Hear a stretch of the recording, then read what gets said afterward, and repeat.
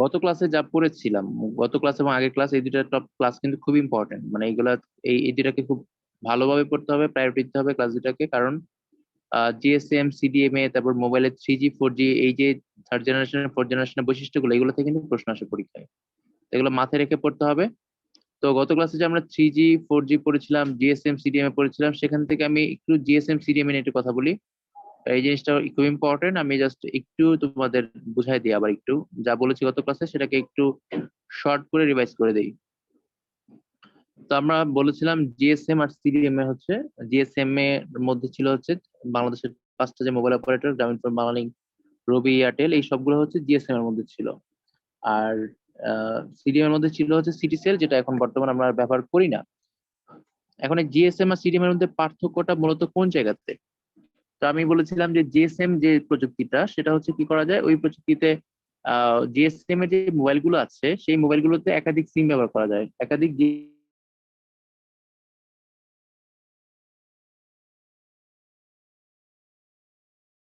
দিবে না।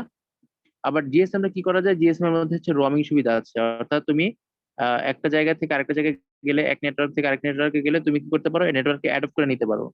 যেমন উদাহরণ হিসেবে বলতে পারি, বাংলাদেশে যখন হচ্ছে তোমার এয়ারটেল কোম্পানিকে যখন রবি কিনে নিল, তো রবি কিনে নেওয়ার পরে কি করেছে, ওদের যে টাওয়ার গুলো আছে বিভিন্ন এলাকার মধ্যে, টাওয়ার গুলোকে তারা মার্জ করে নিয়েছে।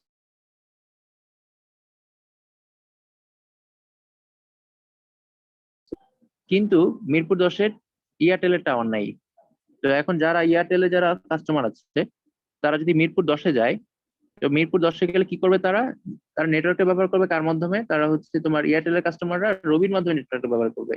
অর্থাৎ তাদের কি করবে, তারা হচ্ছে তাদেরকে এয়ারটেল থেকে রবি নেটওয়ার্কে ফরওয়ার্ড করে দিবে, যেটাকে বলতেছি আমরা রোমিং সুবিধা। তো এই সুবিধাটা জিএসএম এর মধ্যে পার্থক্য। আর বিশ্বের প্রায় হচ্ছে 70 থেকে 80% মানুষ জিএসএম স্ট্যান্ডার্ডটাই ব্যবহার করে, এটা হচ্ছে বেশি প্রচলিত। আর কম মানুষ ব্যবহার করে হচ্ছে সিডিএম স্ট্যান্ডার্ড। ঠিক আছে। আর একটা হচ্ছে তোমার ওই যে আহ, যদি আর একটু প্র্যাকটিক্যালি আমরা চিন্তা করি, সেটা হচ্ছে সিডিএমএ তে কলের খরচটা একটু কম হয়, আর সিডিএমএ তে কলের খরচ কম, আর জিএসএম এ কলের খরচটা বেশি। আরেকটা বড় বিষয় হচ্ছে তোমার সিডিএমএ তে কিন্তু জিএসএম এ কলের কোয়ালিটি ভালো হয় না, কলের কোয়ালিটি তুলনামূলক খারাপ হয়। তারপর হচ্ছে তোমার এই সিডিএমএ তে ব্যান্ডউইথ কম লাগে, জিএসএম এ ব্যান্ডউইথ বেশি লাগে। ঠিক আছে। তারপর হচ্ছে তোমার এই সিডিএমএ তে হচ্ছে ব্যাটারির খরচ কম হয়, জিএসএম এর এখানে ব্যাটারি বেশি খরচ হয় বা শক্তি বেশি অপচয় হয়, কিন্তু সিডিএমএ তে শক্তি কম অপচয় হয়। তারপর জিএসএম এর হচ্ছে যে ডিভাইস গুলো, এগুলো লাস্টিং করে কম, কিন্তু সিডিএমএ ডিভাইস গুলো লাস্টিং করে বেশি, সিডিএমএ ডিভাইস গুলো বেশি দিন লাস্টিং করে। তো আমি হচ্ছে এখানে 5, 6টা 7টা বলছি। এরপর হচ্ছে তোমার রেঞ্জের কথা যদি বলো, তো তোমার হচ্ছে জিএসএম এর রেঞ্জ অনেক কম, মানে একটা সেল কভার করতে পারে বা একটা এলাকা, জিএসএম যতটুকু কভার করতে পারে সিডিএম এ তার থেকে বেশি কভার করতে পারে। ঠিক আছে।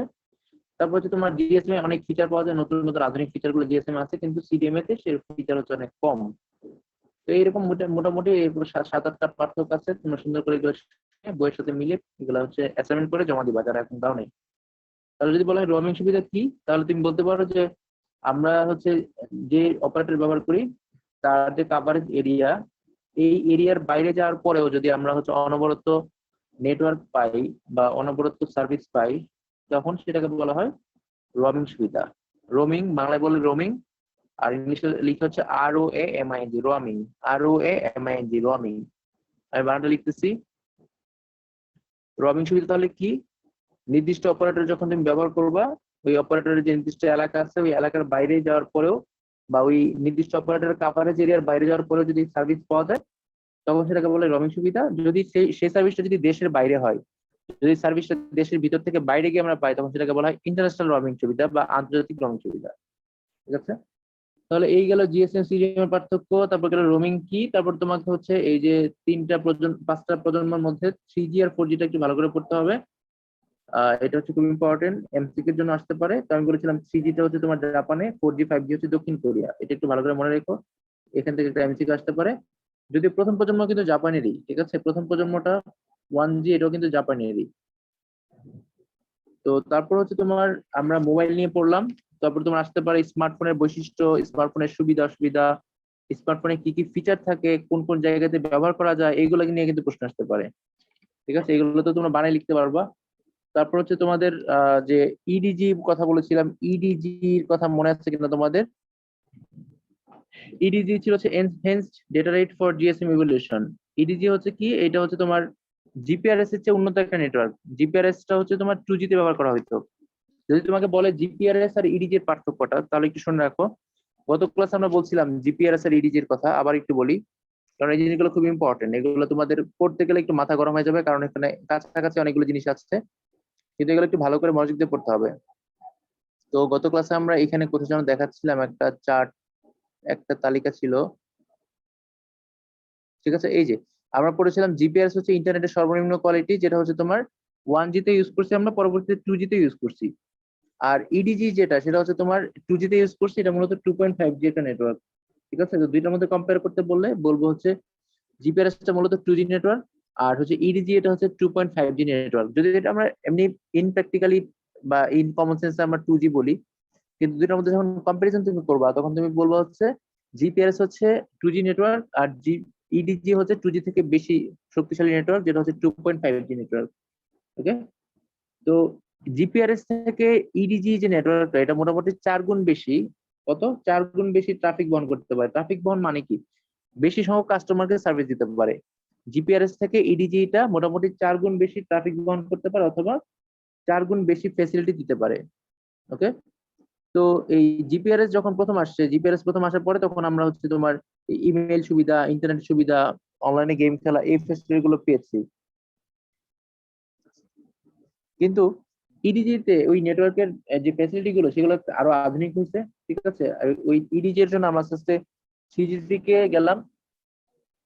ইডিজি এর জন্য আমরা আস্তে আস্তে 3G দিকে গেলাম, অর্থাৎ আমরা বলতে পারি যে ইডিজি টা হচ্ছে কি জিপিআরএস থেকে উন্নত ধরনের একটা নেটওয়ার্ক ব্যবস্থা। ইডিজি হচ্ছে জিপিআরএস থেকে উন্নত ধরনের একটা নেটওয়ার্ক ব্যবস্থা। তো এটার মধ্যে পার্থক্য আসবে না, তবে তোমাকে হচ্ছে যদি বৈশিষ্ট্য লিখতে বলে, তখন তুমি এই কথাগুলো লিখতে পারো। ঠিক আছে, বইয়ের মধ্যে এগুলো পাবা। এরপর হচ্ছে তোমার দেখো, আমরা এরপরে যে জিনিসটা পড়বো আমাদের স্লাইডে, এরপরে কি আছে দেখি আমরা। এখানে স্মার্টফোনের কথা তোমাদের বলেছি, স্মার্টফোনের ফিচার বৈশিষ্ট্যগুলো পড়ে নিবা। আমরা আজকে যে টপিকটা পড়বো সেটা হচ্ছে কম্পিউটার নেটওয়ার্ক। নেটওয়ার্কটা খুব ইম্পর্টেন্ট, কম্পিউটার নেটওয়ার্ক আমরা পড়বো।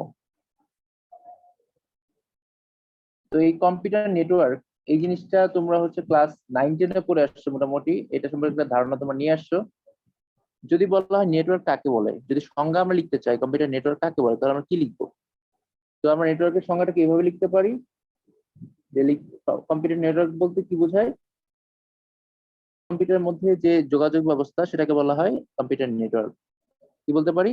দুই বা ততোধিক কম্পিউটারের মধ্যে যে যোগাযোগ ব্যবস্থা, তাকে বলা হয় কম্পিউটার নেটওয়ার্ক। দুই বা ততোধিক কম্পিউটারের মধ্যে যে যোগাযোগ ব্যবস্থা, তাকে বলা হয় কম্পিউটার নেটওয়ার্ক। ঠিক আছে, দুই বা ততোধিক কম্পিউটারের মধ্যে যে যোগাযোগ ব্যবস্থা, তাকে বলা হয় কম্পিউটার নেটওয়ার্ক। আচ্ছা, এই কম্পিউটার নেটওয়ার্কটা বিভিন্ন ধরনের হতে পারে। ঠিক আছে, এটা ডিপেন্ড করবে হচ্ছে তোমার কিসের উপর ভিত্তি করে তুমি করছো, তার উপর ভিত্তি করে কম্পিউটার নেটওয়ার্ক অনেক ধরনের হতে পারে। তো আমরা এখানে চিত্রের মধ্যে একটা কম্পিউটার নেটওয়ার্ক দিতে পারছি, যেমন ধরো একটা প্রিন্টার আছে, একটা ল্যাপটপ আছে, একটা ডেস্কটপ আছে, তারপর হচ্ছে একটা সুইচ আছে। আমরা সুইচের সাহায্যে এই সবগুলোকে কানেক্ট করলাম, যেটা আমরা সার্ভারের সাহায্যে মেনটেন করতেছি। মনে করো একটা অফিসে 4-5টা ল্যাপটপ বা ডেস্কটপ ইউজ করা হচ্ছে, মানে অফিসের যে কম্পিউটার গুলো আছে তাদের নিজেদের মধ্যে একটা নেটওয়ার্ক আমরা তৈরি করলাম। কিভাবে? আমরা ধরো আমরা 5টা কম্পিউটারের মধ্যে যে কানেকশনটা তৈরি করলাম, সেখানে ইন্টারনেট নাই, অথচ ইন্টারনেট ছাড়াও আমরা কি করতে পারি? তথ্য আদান প্রদান করতে পারি, এক কম্পিউটার থেকে আরেক কম্পিউটারে ডেটা পাঠাইতে পারি, যদি আমরা তারের সাহায্যে সবগুলো কম্পিউটারকে কানেক্ট করে ফেলি। এই কানেক্ট করার জন্য তোমার দরকার হবে সুইচ অথবা হাব। সুইচ অথবা হাব, যেটাকে বলা হয় নেটওয়ার্কিং ডিভাইস। সুইচ আর হাবকে কি বলা হয়?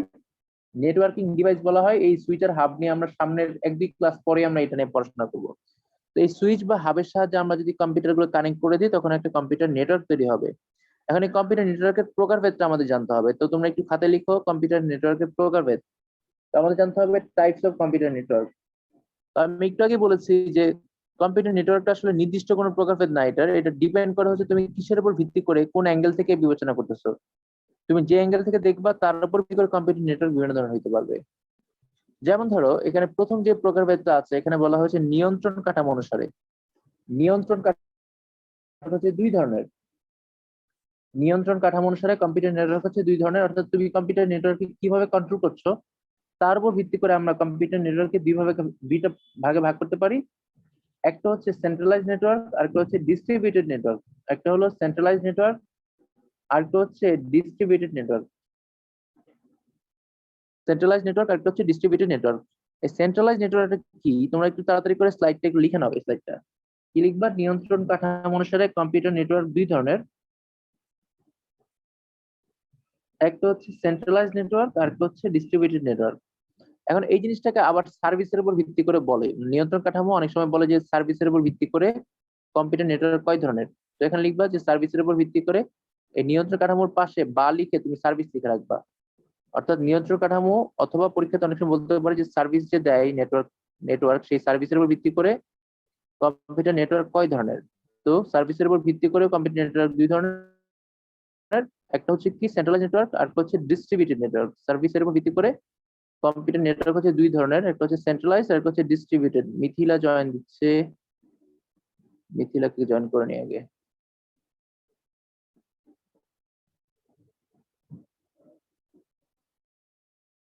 আচ্ছা সবাই লিখছো সার্ভিসের উপর ভিত্তি করে বা নিয়ন্ত্রণ কাঠামোর উপর ভিত্তি করে কম্পিউটার নেটওয়ার্ক হচ্ছে দুই ধরনের, একটা হচ্ছে সেন্ট্রালাইজ একটা হচ্ছে ডিস্ট্রিবিউটেড। এই সেন্ট্রালাইজ আর ডিস্ট্রিবিউটেড বোঝার জন্য আমরা কিছু চিত্র দেখি তাহলে জিনিসটা ক্লিয়ার হবে। এইখানে একটা দেখো কেন্দ্রীয় সার্ভার আছে, একটা সার্ভার আছে বা একটা প্রধান কম্পিউটার আছে। এই প্রধান কম্পিউটারের সাথে অনেকগুলো কম্পিউটার হচ্ছে কানেক্ট করলাম আমরা। এই যে কানেক্ট করলাম এটা হয়ে গেল একটা সেন্ট্রালাইজ নেটওয়ার্ক, মানে মূল একটা জায়গা থেকে কি করা হচ্ছে সবগুলো কম্পিউটারকে কন্ট্রোল করা হচ্ছে। এটা হতে পারে একটা সার্ভার, হতে পারে কি একটা কম্পিউটার হতে পারে। তো যেখানে হচ্ছে আমরা কি করি, যেখান থেকে সার্ভার, তো এই সার্ভারের সাথে আমরা অনেকগুলো টার্মিনাল কানেক্ট করলাম, এগুলোকে বলা হয় টার্মিনাল বা হচ্ছে কম্পিউটার। আর সার্ভারটাকে বলা হয় হোস্ট কম্পিউটার। এই হোস্ট কম্পিউটারের সাথে বা সার্ভারের সাথে আমরা অনেকগুলো কানেক্ট করলাম, অনেকগুলো টার্মিনাল বা পিসি কানেক্ট করলাম। তো একটা জায়গা থেকে সবগুলো কম্পিউটারকে আমরা কন্ট্রোল করতেছি, সেই জন্য এটা হচ্ছে একটা সেন্ট্রালাইজ নেটওয়ার্ক। তো এখানে পরের যে চিত্রটা ভালো করে খেয়াল করে দেখো, এই পরের চিত্র দেখো, এখানে ডিস্ট্রিবিউটেড নেটওয়ার্ক। কেন? কারণ এইখানে কোন ধরনের সেন্ট্রাল কম্পিউটার নাই, সবগুলো কম্পিউটারের সাথে ইন্টারকানেক্টেড। অর্থাৎ তুমি যে কোনো কম্পিউটার থেকে যে কোনো কম্পিউটারে কানেক্ট করতে পারবা বা হচ্ছে কমিউনিকেশন তৈরি করতে পারবা। কিন্তু আগেটাতে দেখেছিলাম সবগুলো কম্পিউটার সেন্ট্রাল কম্পিউটারের সাথে কানেক্টেড, কিন্তু এখানে সেন্ট্রাল কম্পিউটার নাই, সবাই সবার সাথে ইন্টারকানেক্টেড। এই জন্য এটা হচ্ছে একটা ডিস্ট্রিবিউটেড নেটওয়ার্ক। তো এই সেন্ট্রালাইজ আর ডিস্ট্রিবিউটেড নেটওয়ার্কটা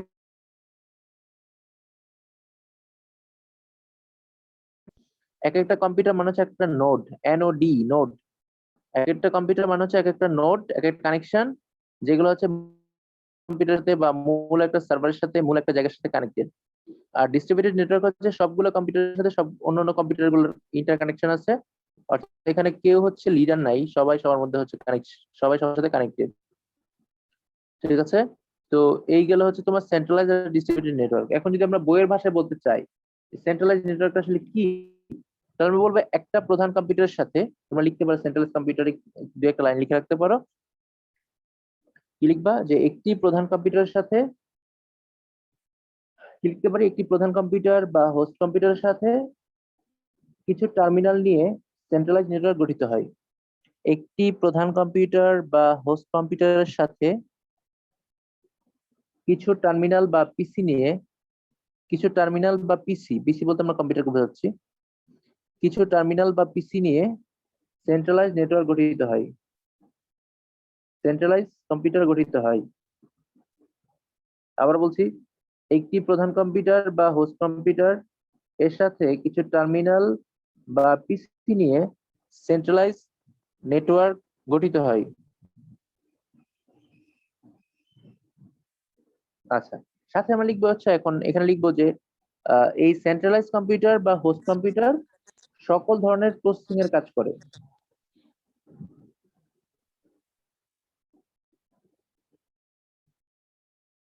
কেউ কিছু বলছো কিনা আসলে আমি শুনতে পাই নাই, আমার এখানে সাউন্ডটা আসে নাই। স্যার আচ্ছা, বলছি হ্যাঁ বৃষ্টি, কিছু বলছিলা? জি স্যার। বলো, আবার বলো। স্যার আরেকবার একটু সংজ্ঞাটা বলতেন। আচ্ছা, শিওর শিওর।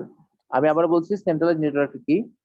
একটি প্রধান কম্পিউটার বা হোস্ট কম্পিউটারের সাথে একটি প্রধান কম্পিউটার বা হোস্ট কম্পিউটারের সাথে কিছু টার্মিনাল বা পিসি নিয়ে কিছু টার্মিনাল বা পিসি নিয়ে সেন্ট্রালাইজড নেটওয়ার্ক গঠিত হয়। কিছু টার্মিনাল বা পিসি নিয়ে সেন্ট্রালাইজড নেটওয়ার্ক গঠিত হয়।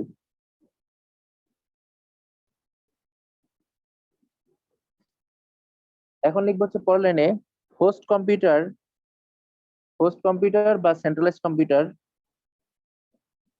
হোস্ট কম্পিউটার বা সেন্ট্রালাইজড কম্পিউটার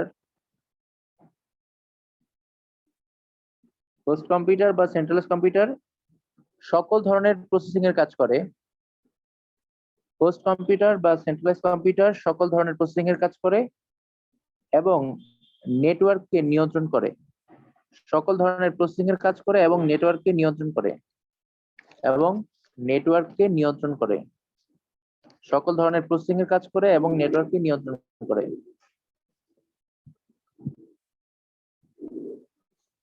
এখন দেখো, এখানে আমরা বলছিলাম যে এখানে টার্মিনাল আছে। তাহলে এখানে প্রথম যে মূল যে সেন্টারে দেখতে পাচ্ছি, এটা হচ্ছে আমাদের সার্ভার বা সেন্ট্রালাইজড কম্পিউটার। আর এর সাথে যেগুলো থাকবে সেগুলো হচ্ছে টার্মিনাল। এগুলো হচ্ছে টার্মিনাল। টার্মিনাল। তো এখানে অনেকগুলো টার্মিনাল আছে। তার মধ্যে এই যে টার্মিনাল গুলো আছে, এই টার্মিনাল গুলো হচ্ছে দুই ধরনের, ঠিক আছে? তো এই জিনিসটা একটু লিখতে হবে তোমাদেরকে। এখানে যে টার্মিনাল গুলো আছে, টার্মিনাল গুলো হচ্ছে দুই ধরনের। তাহলে আমরা এখানে যেগুলোকে সার্কেল দিলাম, এইগুলো হচ্ছে টার্মিনাল। তো টার্মিনাল এখানে কয় ধরনের হতে পারে? দুই ধরনের হতে পারে।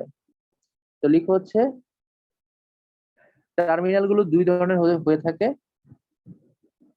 টার্মিনাল গুলো দুই ধরনের হয়ে থাকে।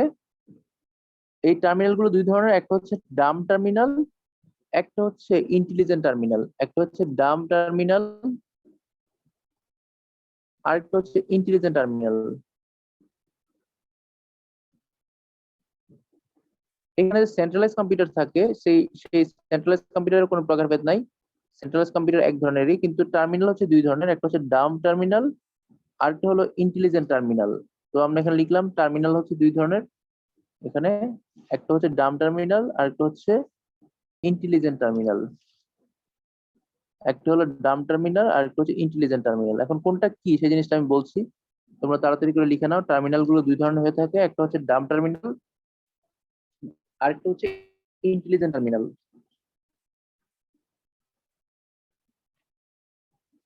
দেখো, এখানে নেটওয়ার্কটাকে মূলত কন্ট্রোল করে কে? সার্ভার কন্ট্রোল করে। আমরা একটু আগে বলেছি নেটওয়ার্কটাকে কে কন্ট্রোল করে? সার্ভার কন্ট্রোল করে। তার মানে টার্মিনাল গুলো তেমন কোনো ভূমিকা নাই। তবে কখনো কখনো টার্মিনাল গুলোকে কিছু ক্ষমতা দেওয়া হয়, মানে তাদেরকে কিছু প্রসেস করা, ডেটা প্রসেস করা, ডেটাটাকে কন্ট্রোল করা, বা মেমোরি ইত্যাদি কিছু জিনিস দেওয়া হয়, বা কিছু স্টোরেজ দেওয়া হয়, দিয়ে তার হাতে কিছু ক্ষমতা দেওয়া হয়। তো এই ক্ষমতা দেওয়া হলে তখন সেটাকে বলা হয় ইন্টেলিজেন্ট টার্মিনাল, মানে সে কিছু সিদ্ধান্ত নিতে পারে। আবার কিছু টার্মিনাল আছে তাদেরকে কোনো ক্ষমতা দেওয়া হয় না, কোনো ধরনের, তার কাছে কোনো ধরনের মেমোরি থাকবে না, প্রসেস করার জায়গা থাকবে না, কোনো ধরনের স্টোরেজ থাকবে না, ঠিক আছে, সিপিইউ থাকবে না। এই ধরনের কাজ টার্মিনাল গুলোকে বলা হয় ডাম টার্মিনাল। তার মানে তার শুধু মনিটর হিসেবে কাজ করে, শুধু মনিটর। আর অনেক সময় কি থাকবে, মনিটরের সাথে কম্পিউটারের পিসি মানে সিপিইউ থাকবে, অনেক সময় তার সাথে হচ্ছে কিবোর্ড থাকবে, অনেক সময় তার সাথে মাউস থাকবে, সেখান থেকে ডেটা ইনপুট দেওয়া যাবে। তো এই ধরনের টার্মিনাল গুলো হচ্ছে ইন্টেলিজেন্ট টার্মিনাল। আর যেগুলোতে শুধু ডেটা দেখা যাবে আর কোনো কাজ করা যাবে না, সেগুলো হচ্ছে ডাম টার্মিনাল। তাহলে আবার বলছি, টার্মিনাল গুলো কয় ধরনের হয়ে থাকে? দুই ধরনের হয়ে থাকে। একটা হচ্ছে ডাম টার্মিনাল, একটা হচ্ছে ইন্টেলিজেন্ট টার্মিনাল। এই ডাম টার্মিনালের পাশে তুমি কি লিখবা? ডাম টার্মিনালের সাথে তুমি একটা লাইন লিখে রাখো যে এই ডাম টার্মিনালে কি থাকে বা কি থাকে না। তো ডাম টার্মিনালে কি থাকে না সেটা হচ্ছে, এখানে কোনো মেমোরি থাকবে না, মানে এখানে কোনো মেমোরি নাই। মেমোরি নাই। তারপর হচ্ছে কি নাই? এখানে হচ্ছে কোনো ধরনের প্রসেসিং ক্ষমতা নাই। প্রসেসিং ক্ষমতা নাই। প্রসেসিং ক্ষমতা নাই। তারপর কোনো স্টোরেজ নাই, ঠিক আছে? তো আমরা কি লিখবো এখানে? যে ডাম টার্মিনালে মেমোরি থাকে না, প্রসেসিং ক্ষমতা থাকে না, কোনো ধরনের স্টোরেজ থাকে না। ডাম টার্মিনালে কি থাকে না, মেমোরি থাকে না, কোনো ধরনের প্রসেসিং এর ক্ষমতা থাকে না, আর কি থাকে না, স্টোরেজ থাকে না। এগুলো কিন্তু নাই, আবার বলতেছি এগুলো কিন্তু নাই। নিচে এটাতে কি থাকে, মেমোরি থাকে, সীমিত মাত্রার প্রসেসিং, মানে পুরোপুরি প্রসেসিং থাকে না, কারণ প্রসেসিং তো করে হচ্ছে সার্ভার। তবে সীমিত ভাবে হচ্ছে কিছু প্রসেসিং ক্ষমতা আর কিছু মেমোরি দেওয়া থাকে, কিছু স্টোরেজ দেওয়া থাকে কোথায়, ইন্টেলিজেন্ট টার্মিনালে। তার মানে ইন্টেলিজেন্ট টার্মিনালে মেমোরি, প্রসেসিং ক্ষমতা, স্টোরেজ আছে, কিন্তু ডাম টার্মিনালে কি নাই, মেমোরি, প্রসেসিং, স্টোরেজ নাই। তার মানে আমরা এইখানে যে টার্মিনাল গুলো ব্যবহার করি সেগুলো হচ্ছে দুই ধরনের। ডাম টার্মিনালের নিজস্ব কোনো ক্ষমতা নাই, কিন্তু ইন্টেলিজেন্ট টার্মিনালের ক্ষমতা আছে। তো আমরা তখন যে জিনিসটা পড়লাম সেটা হচ্ছে সেন্ট্রালাইজ নেটওয়ার্ক। সেন্ট্রালাইজ নেটওয়ার্ক যেখানে কি থাকে, একটা শক্তিশালী সার্ভার কম্পিউটার থাকে, তার সাথে অনেকগুলো টার্মিনাল থাকে। এই টার্মিনালে সাধারণত যে জিনিসটা থাকে, বেশিরভাগ ক্ষেত্রেই টার্মিনালে হচ্ছে মনিটর থাকে, আর কখনো কখনো কি থাকে, কিবোর্ড থাকে। টার্মিনালে থাকে হচ্ছে মনিটর বা কিবোর্ড, এখানে থাকে মনিটর বা কিবোর্ড। এটা হচ্ছে ম্যাক্সিমাম ক্ষেত্রেই টার্মিনালে মনিটর বা কিবোর্ড থাকে, মনিটর আর কিবোর্ড থাকে। এগুলো বর্ণনাতে তোমরা লিখতে পারো। কি লিখবো আমরা, টার্মিনালে থাকে হচ্ছে মনিটর আর কিবোর্ড। আর এই যে সেন্ট্রালাইজ যে কম্পিউটার যেটা বলছি আমরা, সার্ভার কম্পিউটার, এই সার্ভার কম্পিউটার হিসাবে বেশিরভাগ ক্ষেত্রেই মেইন ফ্রেম কম্পিউটার ব্যবহার করা হয়। মেইন ফ্রেম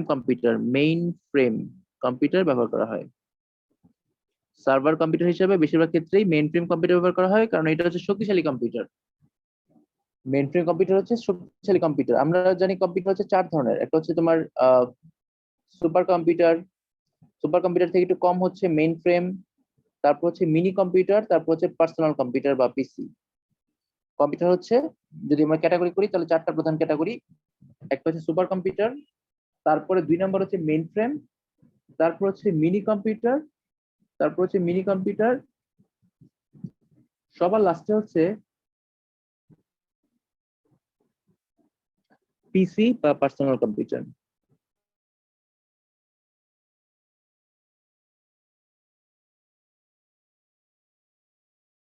তখন তোমরা ছবি এঁকে দিবা, ঠিক আছে? কম্পিউটার রাখতে এমন না, একটা সার্ভার নিবা, সার্ভারের সাথে তুমি অনেকগুলো টার্মিনাল দেবে। ধরো এইভাবে করে ছবিটা তুমি আঁকলা, সার্ভার দিলা, আর সাথে করে কিছু তুমি টার্মিনাল দিলা, ঠিক আছে? লিখে দিলা এটা হচ্ছে টার্মিনাল, এটা টার্মিনাল, মাঝখানে হচ্ছে সার্ভার, লিখে দিলা। ওকে, এভাবে লিখে দিলেই হবে।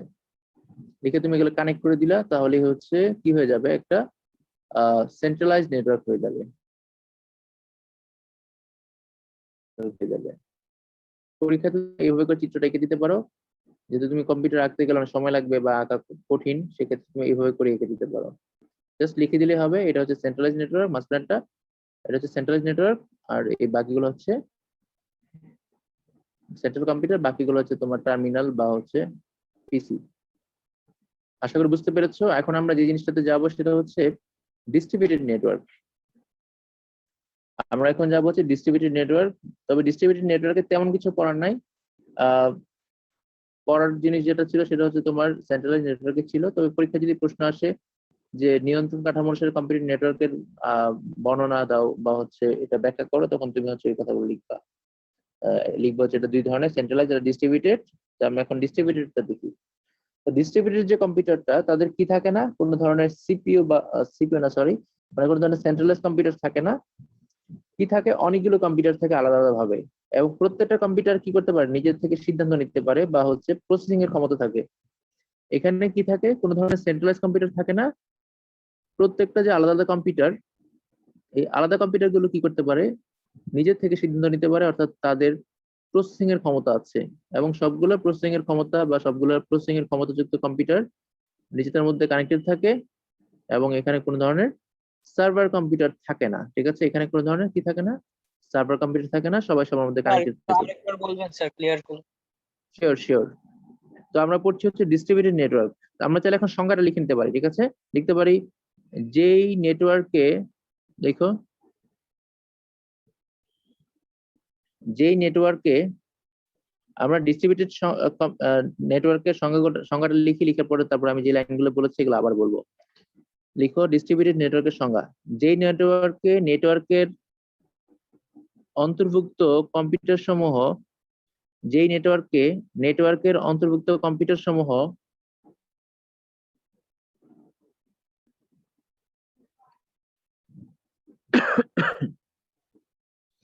নেটওয়ার্কের অন্তর্ভুক্ত কম্পিউটার সমূহ কোন ধরনের কেন্দ্রীয় কম্পিউটারের সাথে যুক্ত না হয়ে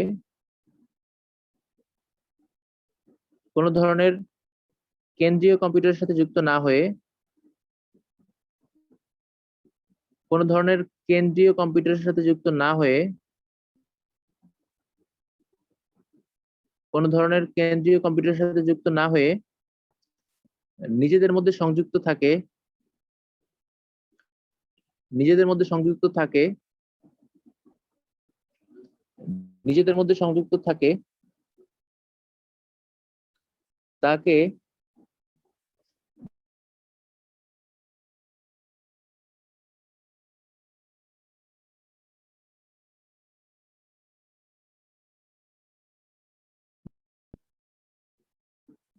আচ্ছা, এখন তাহলে যেটা বলছিলাম এতক্ষণ সেটা হচ্ছে এইখানে প্রত্যেকটা কম্পিউটারে কি থাকে, এখানে প্রত্যেকটা কম্পিউটারের মধ্যে প্রসেসিং ক্ষমতা থাকে, মানে নিজেরা প্রসেস করতে পারে।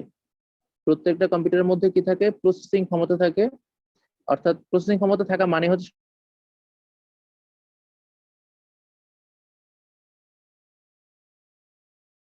সিপিইউ থাকবে, আর যেখানে সিপিইউ থাকবে তার মানে হলো এখানে প্রসেসিং ক্ষমতা আছে, নিজস্ব প্রসেসিং ক্ষমতা আছে, তার সাথে হালকা মেমোরি আছে, এবং হচ্ছে তারা নিজে থেকে সিদ্ধান্ত নেয়, নিজেদের মধ্যে ডেটা আদান প্রদান করতে পারে। কিন্তু হচ্ছে তোমার সেন্ট্রালাইজ নেটওয়ার্কটা হচ্ছে আমরা কেন্দ্রীয় কম্পিউটারের উপর ডিপেন্ড করি। কেন্দ্রীয় কম্পিউটার যে কমান্ডটা দেয় সেই কমান্ডটা হচ্ছে অন্যান্য টার্মিনাল গুলো বা কম্পিউটার গুলো মানতে মানতে হয়, মানতে বাধ্য। কিন্তু এখানে সবাই নিজে থেকে সিদ্ধান্ত নিতে পারে, সবারই আলাদা করে,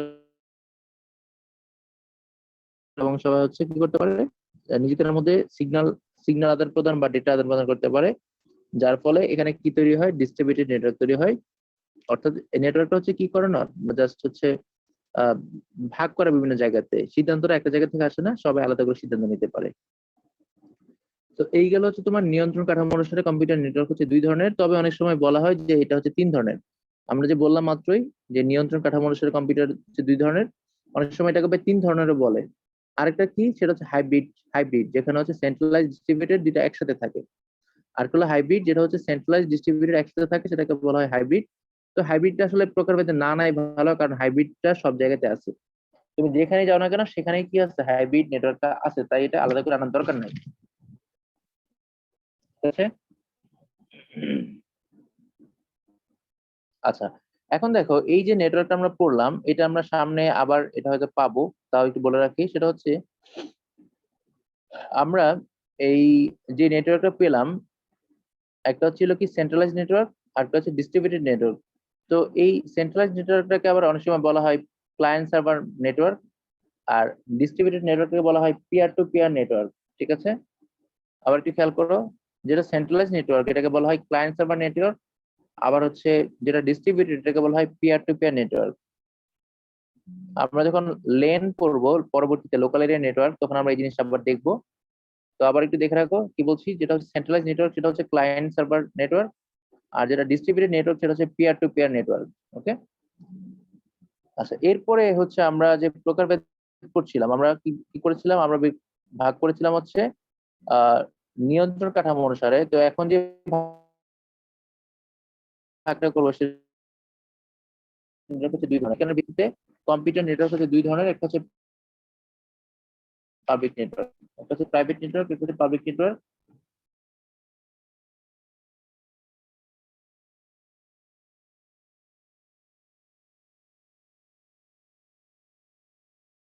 নেটওয়ার্ক কি আমরা বুঝি, ব্যাংকের নেটওয়ার্ক হচ্ছে তোমার একটা প্রাইভেট নেটওয়ার্ক। তারপর তোমার যে এটিএম আছে, এটিএম এর মাধ্যমে আমরা টাকা তুলি ব্যাংকের, ওই এটিএম এর যে নেটওয়ার্ক আছে এটা হচ্ছে একটা প্রাইভেট নেটওয়ার্ক। ব্যাংকের নেটওয়ার্ক, এটিএম এর যে নেটওয়ার্ক, এগুলো হচ্ছে প্রাইভেট নেটওয়ার্ক। তো এখানে যেটা হয় সেটা হচ্ছে তোমার নির্দিষ্ট সংখ্যক মানুষ হচ্ছে নেটওয়ার্কটা ব্যবহার করে। তোমরা পরবর্তীতে ভিডিওটা শোনার সময় এই কথাগুলো লিখতে পারো। এখানে কি থাকে, সীমিত সংখ্যক বা নির্দিষ্ট সংখ্যক ব্যবহার হচ্ছে এটা ব্যবহার করে, মানে এই ব্যবহার করে এটা ব্যবহার করে। যেমন ধরো যদি একটা ব্র্যাক ব্যাংকের কথা আমরা বলি, ব্র্যাক ব্যাংকের এটিএম যে এটিএম গুলো আছে, এটিএম বুথ গুলো আছে, সেখান থেকে টাকা তুলবে কারা, যারা ব্র্যাক ব্যাংকের ইউজার, যারা ব্র্যাক ব্যাংকের কাস্টমার, তারাই শুধু কি করবে, যাদের কার্ড আছে তারাই শুধু টাকা তুলতে পারবে। বাইরের কেউ, অন্য অন্য ব্যাংকের যারা হচ্ছে অ্যাকাউন্টধারী কিন্তু ব্র্যাক ব্যাংকের অ্যাকাউন্ট নাই, তারা কিন্তু টাকা তুলতে পারবে না। তার মানে এখানে নির্দিষ্ট ব্যবহারকারী, নির্দিষ্ট সংখ্যক ব্যবহারকারী সবসময় কি করবে, নেটওয়ার্ক ব্যবহার করবে। আবার হচ্ছে একটা ব্যাংক কি করে, তাদের যে কাস্টমার আছে তাদেরকে শুধু সেবা দেয়, বাইরের মানুষকে দেয় না। তো এই জন্য এগুলো হচ্ছে পাবলিক নেটওয়ার্ক। আবার হচ্ছে ধরো একটা অফিস বা একটা কোম্পানি, তাদের হচ্ছে নিজস্ব যে নেটওয়ার্ক ব্যবস্থা, তারা নিজেদের মধ্যে যে যোগাযোগ ব্যবস্থাটা তৈরি করে, সেটা হচ্ছে কি প্রাইভেট নেটওয়ার্ক। অর্থাৎ এখানে প্রাইভেসি থাকে, এবং হচ্ছে তোমার যারা, যে প্রতিষ্ঠান আছে সে চাইলে কি করতে পারে, ইউজার বাড়াইতে পারে, চাইলে ইউজার কমাইতে পারে, নিয়ন্ত্রণটা তার কাছে। আবার হচ্ছে পাবলিক যে নেটওয়ার্কটা আছে, পাবলিক নেটওয়ার্কে ব্যবহারকারীটা সীমিত না, ব্যবহারকারী হচ্ছে আনলিমিটেড। মানে এখানে বলতে পারবে না তুমি কয়জন মানুষ ব্যবহার করবে। যেমন ধরো আমরা যে ইন্টারনেট ব্যবহার করি, এখানে হাজার হাজার মানুষ, ঠিক আছে, ইন্টারনেট লাইন নিলে তুমি ব্যবহার করতে পারছো। আবার যে মোবাইল নেটওয়ার্ক আছে, এখানে সিম কেউ কিনলে নেটওয়ার্কে চলে আসছে। আজকে ধরো 10,000 20,000 মানুষ একদিনে বেড়ে যেতে পারে। কিন্তু ব্যাংকের এই নেটওয়ার্ক কিন্তু তারা কিন্তু এটা করবে না। তারা দেখবে যে আমাদের কতগুলো বুথ আছে, হ্যাঁ, এখানে হচ্ছে কতগুলো মানুষ একদিনে সর্বোচ্চ টাকা তুলতে পারবে, সেটা হিসাব করে কিন্তু তারা কি করবে, কার্ড দিবে, তার বেশি দিবে না। প্রয়োজনে তারা বুথ বাড়াবে, এক জায়গাতে 2টা বুথ দিবে। কিন্তু যেগুলো পাবলিক নেটওয়ার্ক, যেমন মোবাইল ফোনের নেটওয়ার্ক, তারা আনলিমিটেড করেই তোমার যতগুলো সিম বিক্রি করা সম্ভব ততগুলো তারা সিম বিক্রি করবে। তারপর মোবাইল ফোনের নেটওয়ার্ক, টেলিফোনের নেটওয়ার্ক, ঠিক আছে, এগুলো হচ্ছে পাবলিক নেটওয়ার্ক। অথবা তুমি যদি ওয়াইফাই এর কথা ধরো, যেখানে পাবলিক প্লেসের ওয়াইফাই, ধরো তোমার হচ্ছে মিরপুর 10 নম্বর, সরকার চিন্তা করলে মিরপুর 10 নম্বর যে বাস স্ট্যান্ড আছে, সেই জায়গার আশেপাশে এলাকাটা হচ্ছে ওয়াইফাই এর আওতায় আনবে। এখন হচ্ছে ওয়াইফাইটা তোমার পাসওয়ার্ডটা সবার জন্য ওপেন করে দিল, পাসওয়ার্ড ছাড়া হচ্ছে ওয়াইফাই সবাই ব্যবহার করতে পারতেছে। এখন এটা কিন্তু নির্দিষ্ট না কয়জন মানুষ ব্যবহার করবে। এখানে শুক্রবার দিন হচ্ছে যদি আশেপাশে বেশি মানুষ আসে, তখন দেখা গেল এখানে একসাথে 10 লাখ মানুষ ব্যবহার করছে। এমন হইতে পারে মানুষ কমে কমে যাচ্ছে, বেড়ে যাচ্ছে। তো পাবলিক যে নেটওয়ার্কটা, সেখানে কি থাকে, এটা হচ্ছে কোনো ব্যক্তি বা প্রতিষ্ঠানের আওতায় থাকে না, এটা হচ্ছে পুরোপুরি পাবলিকের জন্য থাকে। কেউ ইচ্ছা করলে এই নেটওয়ার্কে প্রবেশ করে ইচ্ছা করলে বেড়ে যেতে পারে। এবং হচ্ছে এই নেটওয়ার্কে কি থাকে, ব্যবহারকারী অনেক বেশি থাকে, সেই জন্য ট্রাফিক বেশি থাকে। ট্রাফিক বেশি মানে হচ্ছে একসাথে যখন অনেক মানুষ ব্যবহার করবে, তখন কি হবে, নেটওয়ার্কের উপর প্রভাব পড়বে, তখন নেটওয়ার্কটা স্লো হয়ে যাবে। তখন সেটাকে বলা হয় ট্রাফিক। শুধু গাড়িতে ট্রাফিক হয় না, যে কোনো কিছুতেই হচ্ছে যদি ইউজার বেশি হয়, তখন সেটাকে আমরা বলতে পারি ট্রাফিক। এবং হচ্ছে তোমার এখানে যে পাবলিক নেটওয়ার্কটা, সেটা হচ্ছে সাধারণত যে কেউ একটা নির্দিষ্ট ফি এর মাধ্যমে কি করতে পারে, পাবলিক নেটওয়ার্কে আসতে পারে। আবার অনেক সময় ফ্রিতেও হইতে পারে। ওকে। তো পরীক্ষা যদি আসে পাবলিক এবং প্রাইভেট নেটওয়ার্কের পার্থক্য, তাহলে কিভাবে লিখবো আমরা? পাবলিক আর প্রাইভেট নেটওয়ার্কের পার্থক্য যদি বলে, তো আমরা বলতে পারি পাবলিক নেটওয়ার্কটা হচ্ছে ব্যক্তি বা প্রতিষ্ঠানের কারো মালিকানায় না, কিন্তু প্রাইভেট নেটওয়ার্কটা কোনো ব্যক্তি বা প্রতিষ্ঠানের মালিকানায় থাকে। পাবলিক নেটওয়ার্কটা যে কেউ ব্যবহার করতে পারে নির্দিষ্ট ফি দিয়ে অথবা নির্দিষ্ট ফি ছাড়া, কিন্তু প্রাইভেট নেটওয়ার্কটা হচ্ছে লিমিটেড সংখ্যক মানুষ ব্যবহার করতে পারে। তারপর পাবলিক নেটওয়ার্কটা নিরাপদ না, কারণ এখানে অনেক মানুষ ব্যবহার করবে, সেক্ষেত্রে এটা নিরাপদ না। কিন্তু প্রাইভেট নেটওয়ার্ক হচ্ছে নিরাপদ, কারণ নির্দিষ্ট সংখ্যক মানুষ এটা ব্যবহার করবে। তারপর হচ্ছে তোমার পাবলিক নেটওয়ার্কটা কোনো সংস্থার মাধ্যমে হয়তো পরিচালিত হয়, কিন্তু প্রাইভেট নেটওয়ার্ক হচ্ছে ব্যক্তি মালিকানাধীন, ঠিক আছে, কোনো ব্যাংকের হইতে পারে, কোনো কোম্পানির হইতে পারে। তারপর হচ্ছে পাবলিক নেটওয়ার্ক কি থাকে, ট্রাফিক কম থাকে। প্রাইভেট নেটওয়ার্কের ট্রাফিক হচ্ছে, সরি, পাবলিক নেটওয়ার্কে ট্রাফিক বেশি থাকে, প্রাইভেট নেটওয়ার্কে ট্রাফিক কম থাকে। পাবলিক নেটওয়ার্কে কি হয়, ডেটা ট্রান্সফারটা হচ্ছে দ্রুত গতির হয়। এখানে একটা বিষয় ইম্পর্টেন্ট, পাবলিক নেটওয়ার্ক গুলো শক্তিশালী থাকবে, পাবলিক নেটওয়ার্ক গুলো শক্তিশালী থাকে, সেই জন্য এখানে কি হবে, ডেটা ট্রান্সফারটা বেশি হবে। কিন্তু হচ্ছে তোমার প্রাইভেট নেটওয়ার্ক, এখানে যে শক্তিশালী নেটওয়ার্ক না, অল্প মানুষের জন্য নেটওয়ার্ক, সেক্ষেত্রে ডেটা ট্রান্সফার রেটটা খুব বেশি শক্তিশালী নাও হইতে পারে। মানে সাধারণত এই নেটওয়ার্ক গুলো জাস্ট স্লো নেটওয়ার্ক। তারপর তুমি উদাহরণ যদি দিতে চাও, উদাহরণ আমি একটু আগে বলছি ব্যাংকের নেটওয়ার্ক ব্যবস্থা, তারপর কোনো কোম্পানির নিজস্ব নেটওয়ার্ক ব্যবস্থা, তারপর হচ্ছে এটিএম এর যে নেটওয়ার্ক ব্যবস্থা, সেটা হচ্ছে আহ সেটা সরি আমি উল্টা বলতেছি মনে হয়।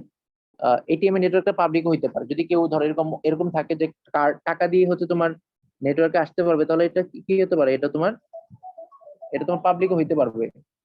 ডিপেন্ড করবে, ঠিক আছে, পাবলিক প্রাইভেট সবকিছু ডিপেন্ড করে তুমি হচ্ছে কিভাবে ব্যবহার করতেছো তার উপরে। তো সাধারণত এটিএম এর নেটওয়ার্কটা হচ্ছে প্রাইভেট নেটওয়ার্ক, ভালো করে শোনো। এটিএম নেটওয়ার্ক হচ্ছে প্রাইভেট নেটওয়ার্ক, এটাকে পাবলিকও করা যাবে যদি তোমার আনলিমিটেড ইউজার তুমি দিয়ে দাও, তখন সেটা পাবলিক হইতে পারে। তো আমরা যদি উদাহরণ দিই, উদাহরণ লিখতে পারি হচ্ছে যে এটিএম নেটওয়ার্ক হচ্ছে তোমার কি হতে পারে, প্রাইভেট হতে পারে, বাট মোবাইল নেটওয়ার্ক হচ্ছে পাবলিক। আবার ধরো তুমি যদি একটা এলাকার কথা বলো, যে হচ্ছে ওয়াইফাই, ঢাকা শহরের ওয়াইফাই ব্যবস্থা, বা কোন একটা জায়গার ওয়াইফাই ব্যবস্থা, কোন একটা ভার্সিটির ক্যাম্পাসের ওয়াইফাই ব্যবস্থা, তাহলে সেগুলো হচ্ছে পাবলিক নেটওয়ার্ক। কারণ এই ক্যাম্পাসের মধ্যে অনেক স্টুডেন্ট আসতে পারে, বাইরে থেকে আসতে পারে, ক্যাম্পাসের ভিতরে স্টুডেন্ট আসতে পারে, মানে ইউজার সংখ্যক লিমিটেড না, আনলিমিটেড ইউজার। তো পাবলিক আর প্রাইভেট নেটওয়ার্কটা তোমরা হচ্ছে এটা লিখে আমাকে জমা দেবা, এটা হচ্ছে তোমাদের পরবর্তী অ্যাসাইনমেন্ট, ঠিক আছে, আজকে আর শেষ হয়ে গেলে জয়েন করার দরকার নাই। তোমরা এই কম্পিউটার নেটওয়ার্কে যে 2টা পার্ট করলাম, প্রথম অংশ যেটা পড়ছিলাম সেটা খুবই গুরুত্বপূর্ণ, সেটা খুব ভালো করে সুন্দর করে পড়বা। আর এখানে প্রাইভেট আর পাবলিক নেটওয়ার্কের পার্থক্যটা শুধু আমাকে লিখে জমা দিবা, তাহলেই তোমাদের আজকের জন্য কাজ শেষ। ওকে, কারো প্রশ্ন থাকলে বলতে পারো, কোনো সমস্যা থাকলে বলতে পারো।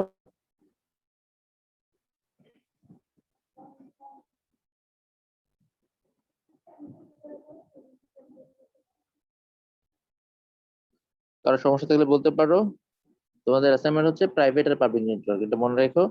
অ্যাসাইনমেন্ট পরের ক্লাসের আগে দিয়ে, আমাদের ক্লাস হচ্ছে বুধবারে, তো বুধবারের আগে তুমি অবশ্যই অ্যাসাইনমেন্ট গুলো